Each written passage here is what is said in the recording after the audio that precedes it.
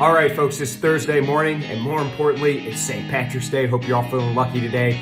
Let's get after it. It's the start of a new day. Yesterday, wild ride in the market. So we had the Federal Reserve meeting. As expected, the Fed comes out and raise interest rates by 25 basis points. That's 0.25%. Again, as expected.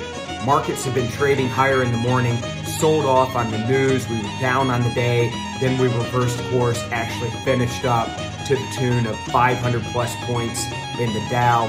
Nasdaq was over 3%. S&P's up over 2%. A big rally on Wall Street. Now we're seeing a bit of a pullback this morning.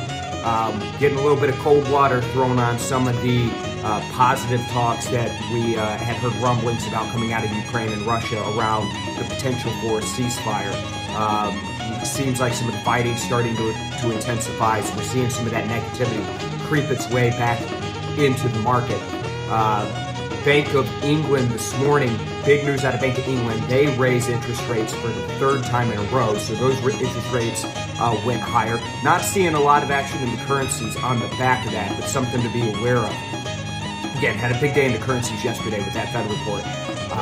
Oil, big mover this morning, yet again, up 5% in the pre-market. We're now up above $100 a barrel in WTI.